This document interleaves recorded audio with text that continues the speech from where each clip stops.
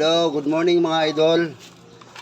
Itong araw na ito, ang napagdesisyonan namin mag-asawa na bilhan na po ng gamit si Idol Tan sa kanyang personal na mga gamit tulad ng damit, shorts, at ipagawa na rin namin ang kanyang sirang cellphone para meron siyang magamit sa pang-araw-araw naming pagsasama. Ay mga lods, alis kami. Si Tantan, Idol Tan. Madilim, dito atan sa loob tan. Yan, maliwanag. Yan. Dito kami ni Idol Tan sa bahay ng ate ko. Alis kami mga lods. Bibili lang kami ng kaunting gamit ni Idol Tan.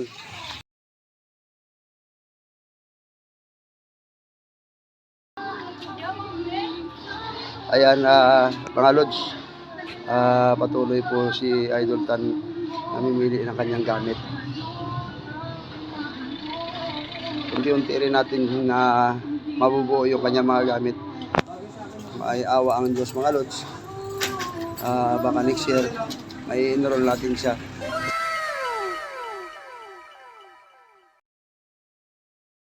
Kasi siya po ay grade 11 na. Masayahin naman po siyang people. Baka may enroll natin siya kasi grade 11 na siya mga lods. Ganda ano? Okay? Uy, sana all. Ayan na, okay na tayo. Ayun lods, ayan, magkakaroon tayo niyan. Balang araw. Ang malaga muna tayo. Okay lang yung jacket, maganda naman. Una na kayo sumakay. Una na kayo, taan. Okay mga lods, labas na kami. Tapos na, nakakabili na ng ilang piraso lang muna. Saka na lang tayo. Doon tayo, sakay tayo. Tapos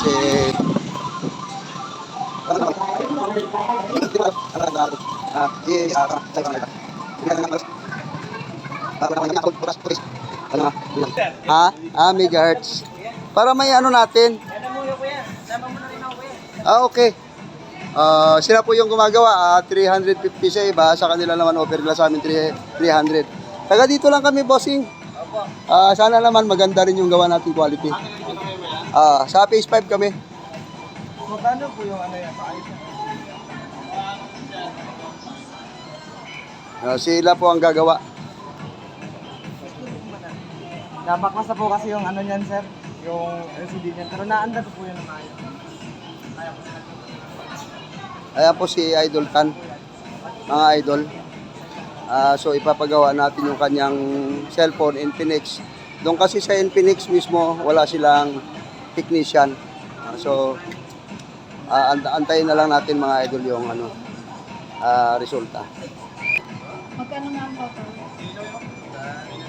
300 plus 150, di 450. Plus pandikit po. Hindi, okay na. May kasama pa bang bayad yung pandikit na sinasabi nyo, idol? So magiging magkano? Magiging 550. Patikitan mo kaya para hindi na nalalaglag yung CD. Sige. Kasi okay pa naman yung CD ni Bossing. Okay. Tikit na lang natin. Sige. Discount mo na kami kuya, So, 500 na lang. Sige. Okay, sige, naka-discount pa tayo mga idol. So, sa 550, nakuha natin ng 500 para lang kay Idol Tan. Okay. Ang cellphone ni Idol Tan. Nanginginig yung kamay ko.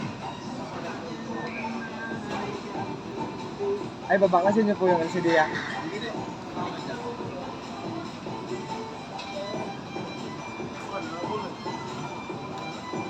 Hindi naman didikitan yun. Baklas na pala siya. Hindi pa naman. Baklas na hindi.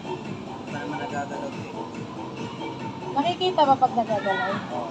Pag nagagalaw po, wala. Di ba sabi Unang bukas pa lang. Di ko kasi yung mapaayos kasi walang pera.